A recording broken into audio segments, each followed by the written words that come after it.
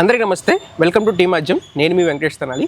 ఈరోజు మనతో పాటు నేదురుమల్లి రామ్ కుమార్ రెడ్డి గారు ఉన్నారు. ఈయన ఎవరో కాదు, మన సైబర్ టవర్స్కి పునాది వేసిన ఉమ్మడి ఆంధ్రప్రదేశ్ 12వ ముఖ్యమంత్రి అయిన నేదురుమల్లి జనార్దన్ రెడ్డి గారి కొడుకు అనమాట. సార్తో ఇంటర్వ్యూ చేయడం మన అదృష్టం. ఎందుకంటే అప్పుడు సైబర్ టవర్స్ పునాది వేసినట్టు కేసీఆర్ గారి మాటల్లో విన్నా నేను. కేసీఆర్ గారు మాట్లాడినప్పుడు ఎవరా అని చెప్పేసి వస్తారు. ఇవాళ ఇంటర్వ్యూ ఛాన్స్ వస్తుందని చెప్పేసి నేను అసలు అనుకోలేదు.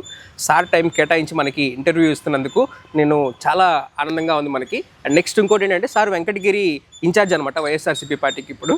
నమస్కారం సార్.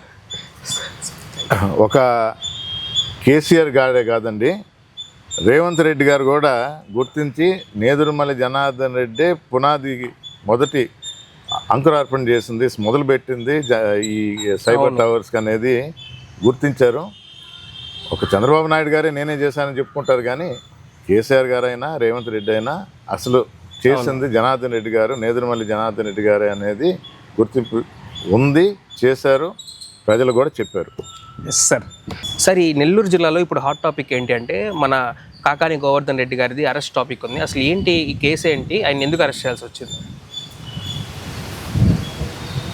రెడ్ బుక్ రాజ్యాంగం ఒక మాటలో చెప్పాలంటే, అంటే తప్పు చేశారా లేదా అనవసరం.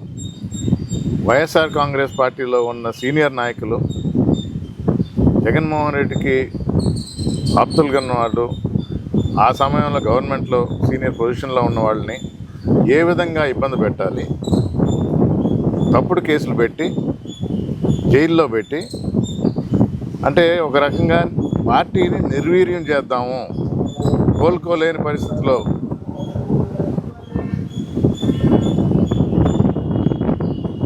ఈ అనే అంటే నమాజ్ జరిగేటప్పుడు మనం దానికి రెస్పెక్ట్ ఇవ్వాలి. మత ప్రార్థన అన్నప్పుడు మనం రెస్పెక్ట్ ఇచ్చి మనం ఆగాల.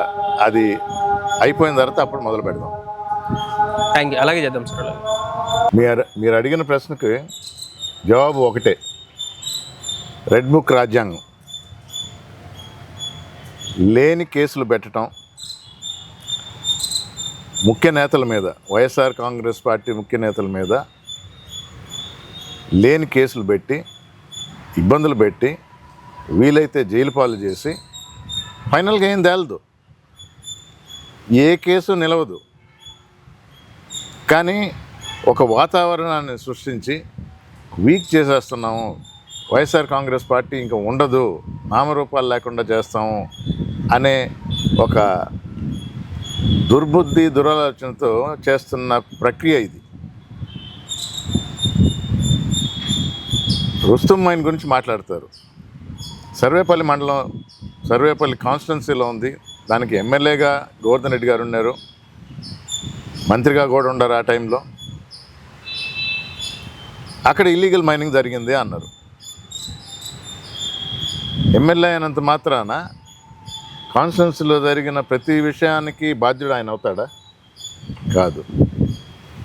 సరే, A1 మా నాయకుడే కోర్టుకు పోయి బెయిల్ తీసుకున్నాడు. మరి గోవర్ధన్ రెడ్డి A4 ఆయనకి ఎందుకు రాదు బెయిల్? సార్, ఎందుకంటే ఈయన సీనియర్ నాయకుడు, ఇప్పుడు జిల్లా అధ్యక్షుడు, ఇది వరకు మంత్రిగా చేసినాడు, తెలుగుదేశం పార్టీని ధీటుగా మోటుకుంటున్నాడు. ఆయన ఇబ్బంది పెట్టాలా? అందుకని లేని ఒక SC ST కేసు పెడతారు, ఎక్స్ప్లోజివ్ కేసు అంటారు, అన్నీ ఆ మైన్కి సంబంధించింది. సార్, మిగతా వాళ్ళ మీద లేదు. అంటే స్పష్టంగా అర్థమవుతుంది, లేని కేసు బనాయించి సీనియర్ నాయకుల్ని ఇబ్బంది పెట్టి జైల్లో పెట్టాలా అని.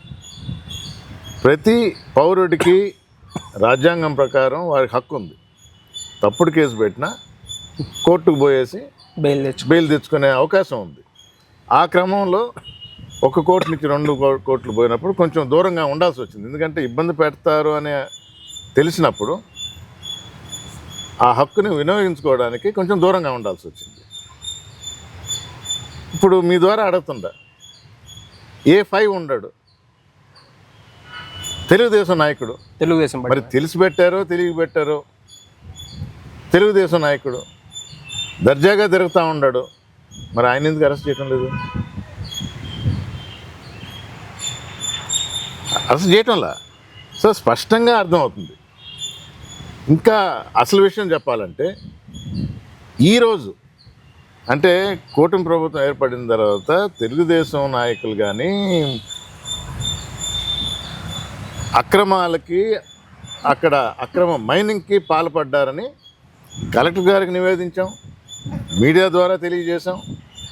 మొన్నటికి మొన్న ఢిల్లీకి పోయి యూనియన్ మినిస్ట్రీలో ఉన్న సెక్రటరీకి, మైన్ సెక్రటరీకి ఇవన్నీ తెలియజేశాం.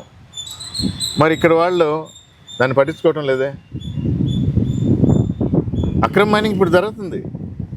జెలటిన్ స్టిక్స్ పెట్టేసి బ్లాస్టింగ్ జరుగుతుంది. పక్కన విలేజర్స్ గగ్గోలు పెడుతున్నారు.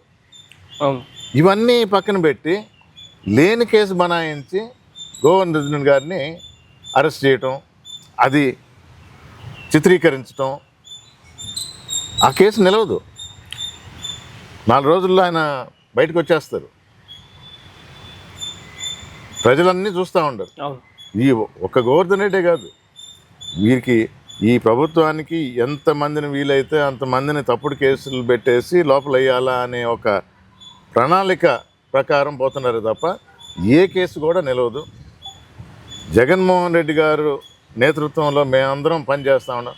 మీకు తెలుసలేదు అంటే నా విషయానికి వస్తే కూడా ఒక నిరసన కార్యక్రమానికి ఫ్లెక్సీ పట్టుకొని నడిస్తే అది ఒక కేసు పెట్టి నన్ను ఏవన్గా పెట్టారు నిన్న వెంకటగిరిలో. సార్, సో ఇలాంటి కార్యక్రమాలు ఈ ప్రభుత్వం చేస్తుంది. మేము ఈ ప్రభుత్వానికి చెప్పేది ఒకటే, మీరు హామీలు ఇచ్చారు, రకరకాల హామీలు ఇచ్చారు. రేపు 4వ తేదీకి 1 సంవత్సరం పూర్తయిందని మీరు ఏదో సెలబ్రేషన్ చేసుకుంటారో లేదో మాకు తెలియదు, కానీ మేము మాత్రం ఇది వెన్నుపోటు దినంగా ఒక నిరసన కార్యక్రమం చేపట్టి ప్రజలకు తెలియజేస్తాం అనుకుంటున్నాం.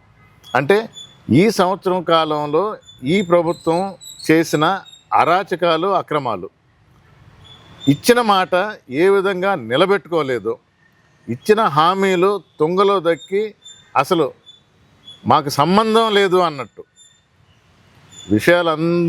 అన్ని విషయాలు ప్రజలు చూస్తున్నారు, ప్రజలకు తెలుసు. అయినా ప్రతిపక్షంలో ఉన్న వైఎస్ఆర్ కాంగ్రెస్ పార్టీగా 40% ఓట్లు సంపాదించిన వైఎస్ఆర్ కాంగ్రెస్ పార్టీగా జగన్మోహన్ రెడ్డి మా నాయకుడు ప్రజల గురించి ఆలోచిస్తాడు. ప్రజల కోసం ప్రవేశపెట్టిన పథకాలు ఇంకా అధికంగా ఇస్తామని ఆశ చూపించి అసలుకే మోసం చేసి అన్నీ తొంగలో దొక్కారు. అందుకని మా నాయకుడు ఆదేశాల మేరకు రేపు 4వ తేదీ కూడా ప్రజలకు ఇవన్నీ వివరించదలుచుకున్నాం. తెలిసినా కూడా అది మా బాధ్యతగా రేపు రాబో ఎలక్షన్లో ఆల్రెడీ ప్రజలు ఒక నిర్ణయానికి వచ్చారు. ఈ దొంగ ప్రభుత్వం తప్పుడు హామీలు ఇచ్చి మేము మోసపోయాము అనే ఒక నిర్ధారణకు వచ్చిన తర్వాత తిరిగి వైఎస్ఆర్ కాంగ్రెస్ పార్టీనే కూర్చోబెట్టాలి గద్దె మీద. జగన్మోహన్ రెడ్డి మాకు ముఖ్యమంత్రి కావాలని స్థిర నిశ్చయంతో ఉన్న ప్రజలకి ఎప్పుడూ అండగా ఉంటాము. జగన్మోహన్ రెడ్డి గారు వారి కోసమే ఆలోచన, తాపత్రయం, ప్రయాస, మరిన్ని మంచి పనులు చేస్తారని నమ్మకం మాకుంది. పార్టీ కార్యకర్తలుగా, నాయకులుగా ప్రజలు విశ్వసిస్తున్నారు. అంటే ఇప్పుడు గోవర్ధన్ గారి అరెస్ట్లోనే ఈ టైప్ ఆఫ్ రాజకీయాలు ఎప్పుడైనా జరిగినాయి? అంటే మంత్రి గారిని, ఒక మాజీ మంత్రి గారిని అరెస్ట్ చేయడం కానివ్వండి, ఇలా ఎప్పుడన్నా మీరు చూసారా? అదే చెప్తున్నాం కదా, ఇది వరకు లేని రెడ్ బుక్ రాజ్యాంగం ఇదివరకు లేదు, కొత్తగా మొదలుపెట్టారు. తప్పకుండా దానికి అనుభవించక తప్పదు. ఓకే సార్, ఈ 1 year కూటమి పరిపాలన పైన మీ అభిప్రాయం ఏంటి? 1 yearలో నేను ఇప్పుడే ఎక్స్ప్లెయిన్ చేసాను, మీరు అడగక ముందరే కొంచెం అడ్వాన్స్ అయ్యి చెప్పాను. ఇచ్చిన హామీలు తొంగలో దొక్కారు. ఇంకా అసలు చూడండి, అవకాశాలు కానివ్వండి, నేను చెయ్యలేను, ఇదే ఎలక్షన్ ముందర సంపద ఎలా సృష్టించాలో తెలుసు అన్నవారు, చేయకపోతే కాలర్ పట్టుకొని అడగండి అన్నవారు ఈరోజు మేము చెయ్యలేము,